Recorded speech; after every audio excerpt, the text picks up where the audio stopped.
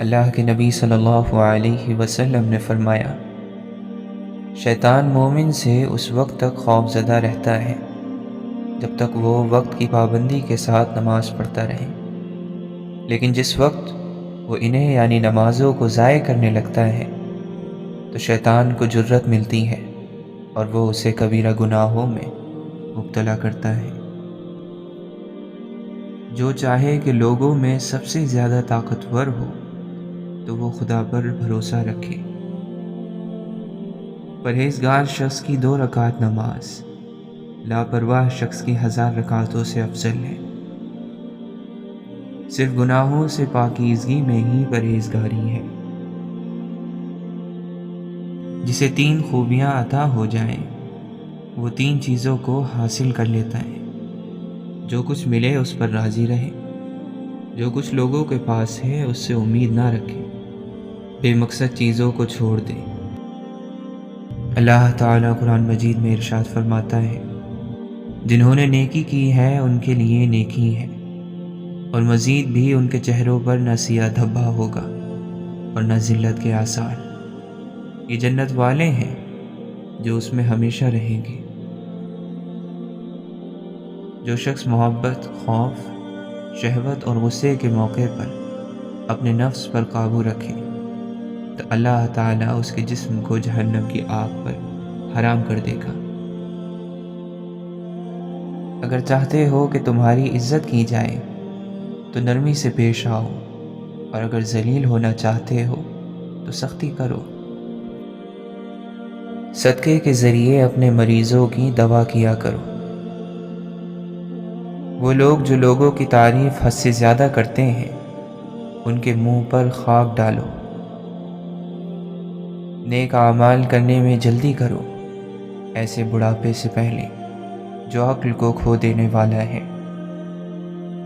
اللہ کے نبی صلی اللہ علیہ وسلم نے فرمایا، اللہ تعالیٰ نے میری امت کی ان غلطیوں سے درگزر کیا ہے جن کے بارے میں صرف وسوسہ پیدا ہو یا دل میں اس کے کرنے کا خیال پیدا ہو، مگر اس کے مطابق نہ وہ عمل کریں اور نہ ہی بات۔ جس نے ہمارے چھوٹے پر رحم نہ کیا اور بڑے کی بڑائی نہ پہچانی وہ ہم میں سے نہیں۔ خوشخبری ہے اس شخص کے لیے جس نے اپنے نامہ اعمال میں استغفار کو زیادہ پایا۔ اللہ تعالیٰ فرماتا ہے، کیا انسان یہ خیال کرتا ہے کہ ہم اس کی ہڈیوں کو جمع نہ کر سکیں گے؟ کیوں نہیں، ہم تو اس کی انگلیوں کی پور پور درست بنا دینے پر قادر ہیں۔ اگر کہیں گناہ ہو رہا ہو اور لوگ اسے برا نہ سمجھیں تو سب کو شریک گناہ سمجھا جائے گا۔ گناہ کم کرو، موت آسان ہو جائے گی، اور قرض کم لو، آزادی کے ساتھ زندگی گزار سکو گے۔ جس نے مصیبت زدہ کو صبر دلایا اسے مصیبت زدہ جیسا ثواب ملے گا۔ اگر خود پسندی انسانی شکل میں ہوتی تو سب سے بدصورت انسان ہوتا۔ جب کوئی بندہ ذکر اور نماز کے لیے مسجد کو ٹھکانہ بنا لیتا ہے تو اللہ تعالیٰ اس سے ایسے خوش ہوتا ہے جیسے لوگ اپنے گمشدہ شخص کی اپنے ہاں آمد پر خوش ہوتے ہیں۔ ہر عمل کے لیے اللہ تعالیٰ کے یہاں پہنچنے کے لیے درمیان میں حجاب ہوتا ہے، مگر لا الہ الا اللہ اور باپ کی دعا بیٹے کے لیے دونوں کے درمیان کوئی حجاب نہیں۔ اپنے مردوں کی اچھی باتیں بیان کرو اور برائی سے زبان بند رکھا کرو۔ زنا مت کرو، سن لو جس نے اپنی شرمگاہ محفوظ رکھی جنتی ہے۔ جب کوئی چیز تیرے نفس میں کھٹکے تو سمجھ لے کہ گناہ ہے، لہٰذا اسے چھوڑ دے۔ تیرے گناہ کے لیے یہ کافی ہے کہ تو ہمیشہ جھگڑتا رہے۔ جب اللہ کسی بندے کو پسند کرتا ہے تو اس پر خوب آزمائش ڈالتا ہے۔ اپنی بیٹیوں کو ہرگز ناراض نہ کرنا، کیونکہ یہ مشکل وقت میں تمہاری بہت ہی قیمتی مددگار ہے۔ اور ضرور ہم تمہیں آزمائیں گے، کچھ ڈر اور بھوک سے، اور کچھ مالوں اور جانوں اور پھلوں کی کمی سے، اور خوشخبری سنا دو صبر کرنے والوں کو۔ اللہ تعالیٰ فرماتا ہے، انسان کے دل میں جو فخر اور غرور پیدا ہوتا ہے وہ شیطان کی پھوک کا نتیجہ ہے۔ وہ دل میں ڈالتا ہے کہ تو سب سے بڑا ہے، سب تجھ سے چھوٹے ہیں۔ کیا تم دیکھتے نہیں کہ اللہ تعالیٰ بادل کو آہستہ آہستہ چلاتا ہے، پھر اس کے ٹکڑوں کو باہم جوڑتا ہے، پھر اسے سمیٹ کر ایک کثیف ابر بنا دیتا ہے، پھر تم دیکھتے ہو کہ اس کے خول میں سے بارش کے قطرے ٹپکتے چلے آتے ہیں، اور وہ آسمان سے ان پہاڑوں کی بدولت جو اس میں بلند ہے اولے برساتا ہے، پھر جسے چاہتا ہے ان کا نقصان پہنچاتا ہے، اور جسے چاہتا ہے ان سے بچا لیتا ہے۔ اور ہم ہی نے انسان کو پیدا کیا ہے، اور جو خیالات اس کے دل میں گزرتے ہیں ہم ان کو جانتے ہیں، اور ہم اس کی رگے جان سے بھی اس سے زیادہ قریب ہیں۔ تو دیکھ اور پھر دیکھ، تیری نظر تھک کر واپس لوٹ آئے گی، لیکن تو اپنے پروردگار کی کسی بھی تخلیق میں کوئی جھول یعنی غلطی نہیں پا سکے گا۔ کیا انسان نے نہیں دیکھا کہ ہم نے اس کو نطفے سے پیدا کیا، پھر وہ تیزی سے جھگڑنے لگا اور ہمارے بارے میں مثالیں بیان کرنے لگا، اور اپنی پیدائش کو بھول گیا، کہنے لگا کہ جب ہڈیاں بوسیدہ ہو جائیں گی تو ان کو کون زندہ کرے گا؟ کہہ دو کہ ان کو وہ زندہ کرے گا جس نے ان کو پہلی بار پیدا کیا تھا، اور وہ سب قسم کا پیدا کرنا جانتا ہے۔ کوئی بھی چیز دل کو ایسے زندہ نہیں کرتی جیسے قرآن کرتا ہے۔ گھروں میں رکھے قرآن پر جمی ہوئی دھول دل پر جمی ہوئی سیاہی کو ظاہر کرتی ہے۔ قلبی ذکر اللہ تعالیٰ سے بیگانہ نہیں ہونے دیتا۔ آگ بہت خطرناک ہے، مگر ایک آگ کوئلہ بناتی ہے، جبکہ ایک آگ کندن بنا دیتی ہے۔ یہ ہونا اللہ کی طرف سے لکھا ہوتا ہے۔ حق کے راستے میں اگر ساری کائنات بھی تمہارے خلاف ہو تو بھی تم یقین رکھو کہ اللہ تمہارے ساتھ ہے۔ اللہ تعالیٰ تمہارے لیے 3 باتیں پسند نہیں کرتا: بلا وجہ کی گپ شپ، فضول خرچی، لوگوں سے بہت مانگنا۔ حضرت علی رضی اللہ عنہ فرماتے ہیں، حاسد ہمیشہ بیمار رہتا ہے اگرچہ اس کا جسم صحیح اور تندرست نظر آتا ہے۔ حضرت علی رضی اللہ عنہ فرماتے ہیں، جب لوگ نئے نئے گناہ کرتے ہیں تو نئی نئی بلاؤں میں مبتلا ہوتے ہیں۔ انسان کا اپنے عیبوں سے لا علم ہونا سب سے بڑا گناہ ہے۔ جس طرح اپنے دشمن کو پہچاننے میں ہوشیار رہتے ہو، اسی طرح اپنے عیبوں کو جاننے میں بھی چالاک رہو۔ اس آدمی سے بڑھ کر جو اپنے نفس پر غالب آ کر اللہ کی نافرمانی کو چھوڑ دے اور اپنے نفس کا مالک ہو جائے، اس سے زیادہ کوئی طاقتور اور بہادر نہیں۔ صاف رہنا مومن کی طبیعت اور غصے کو پی جانا اس کی عادت ہے۔ غیبت یہ ہے کہ تم اپنے دینی بھائی کے بارے میں وہ بات کہو جسے اللہ نے پوشیدہ رکھا ہے، اور بہتان یہ ہے کہ تم اپنے دینی بھائی کے بارے میں وہ بات کہو جو اس میں پائی ہی نہیں جاتی۔ عادتیں انسان پر غالب آ جاتی ہیں۔ جو شخص خلوت میں کسی بری چیز کا عادی ہوگا، جلوت میں اور لوگوں کے سامنے وہ بری عادت اس کو رسوا کر دے گی۔ جو تمہیں دوست رکھتا ہے وہ برائی سے روکے گا، اور جو تمہیں دشمن رکھے گا وہ تمہیں برائی پر ابھارے گا۔ اپنی آرزوؤں کو دل ہی میں مار ڈالو اور دلوں کو ان میں مرنے نہ دو۔ کمال کا ہوتا ہے وہ شخص جو خود ٹوٹا ہوا ہو کر بھی دوسروں کو جوڑنے کا کام کرتا ہو۔ نہ جانے کتنے رشتے ختم کر دیے اس وہم نے کہ میں صحیح ہوں اور صرف میں ہی صحیح ہوں۔ ہو سکتا ہے جو اللہ نے تم سے لیا ہے اسے یہ بہتر بنا کر تمہیں دوبارہ وہ دے دیا جائے۔ سونے کے لیے صرف نیند ہی نہیں، آنکھوں کو سکون بھی درکار ہونا چاہیے۔ وقت کبھی تاثیر، کبھی تھکان اور کبھی امید پر گزر جاتا ہے۔ بدصورتی رویوں اور لہجوں میں ہوتی ہے، انسانوں میں نہیں۔ لبوں سے لفظ جھڑے، آنکھوں سے نمی نکلے، کسی طرح تو میرے دل سے بے دلی نکلے۔ میرے دل میں ایسا درد اٹھے، تیرا در ہی میری دوا بنے۔ چن لے اشک موتیوں کو، انہیں تسبیحوں میں پرو دے تو۔ مدہوش مجھ کو ہونے دے، مجھے ہوش اپنے کھونے دے۔ مجھے اپنے عشق کا لطف دے، میرا تن من غموں سے چور ہے۔ میں تیری رضا میں راضی ہوں، جو چیز میرے نصیب میں نہ ہو بس مجھے اس کی طلب میں کبھی مبتلا مت کرنا۔ نیکی چھوٹی ہو یا بڑی، اگر اللہ کو پسند آ جائے تو وہ دوزخ حرام کر دیتا ہے۔ بے بسی بھی کلام کرتی ہے، تم فقط بے حسی سے واقف ہو۔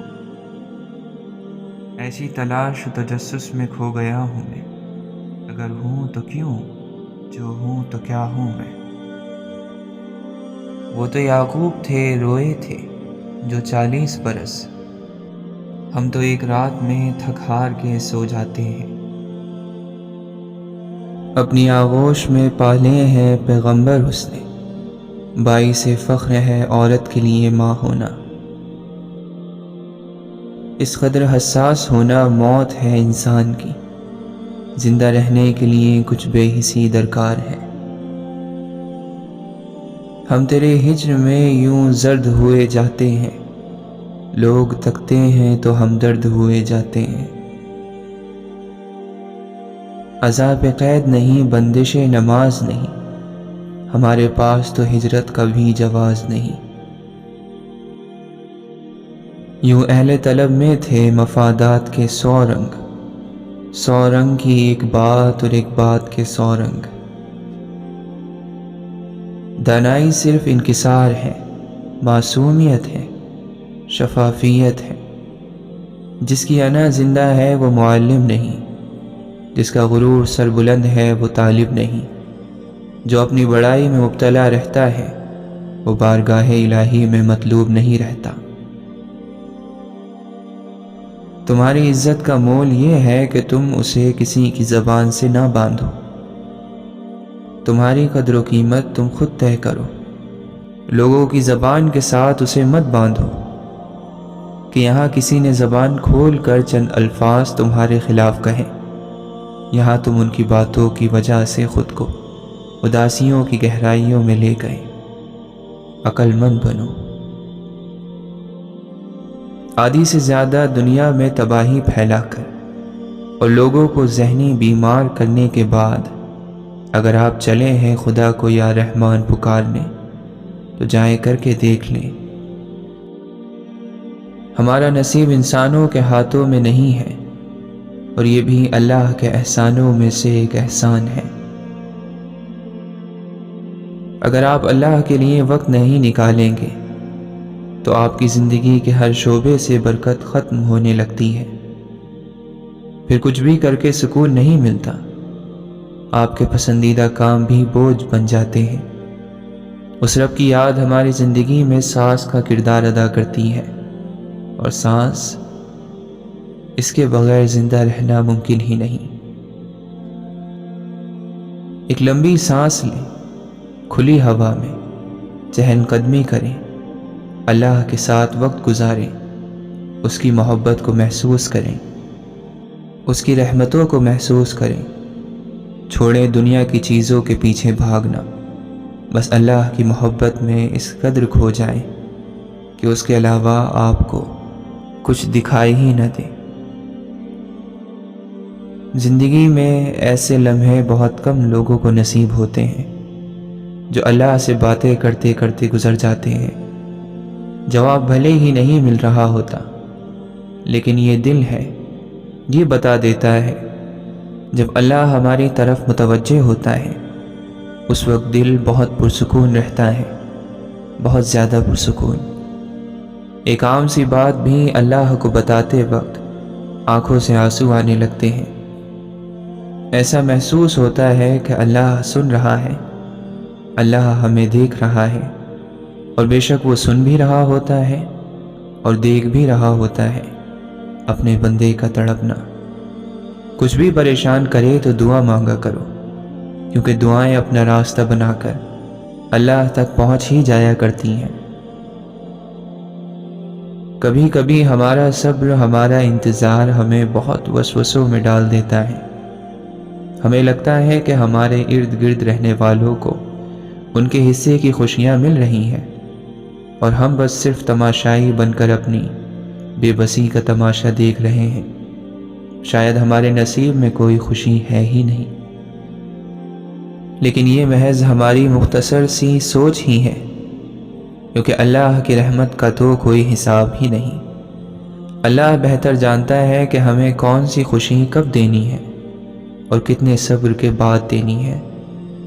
ہم اکثر اپنے اللہ سے پھول مانگ رہے ہوتے ہیں اور وہ ہمیں نہیں دیتا، کیونکہ وہ جانتا ہے یہ پھول ہمارے لیے بہت نقصان دہ ہیں، اور پھر وقت آنے پر وہ ہمیں پھولوں کا گلدستہ عطا کر دیتا ہے۔ بے شک اللہ بہت محبت کرنے والا ہے۔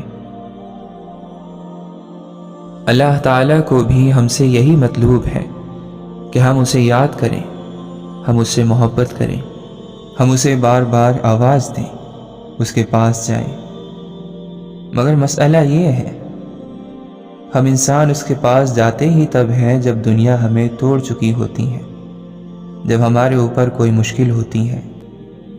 حقیقت میں وہ سب بھی اللہ کے حکم سے ہی ہوتا ہے، تاکہ ہم اس کی طرف متوجہ ہوں۔ ورنہ تم دیکھو خوشی میں کون اللہ کو یاد کرتا ہے، بلکہ ہم تو سب سے زیادہ ناراض ہی اسے اپنی خوشی کے موقعوں پر کرتے ہیں۔ جس ماضی میں گناہ کیے تھے وہ تو اب ہاتھ سے نکل گیا، لیکن جس کی نافرمانی سے گناہ بنتا ہے، وہ خود کہہ رہا ہے لا تقنطوا من رحمت اللہ، کہ اللہ کی رحمت سے مایوس نہ ہو۔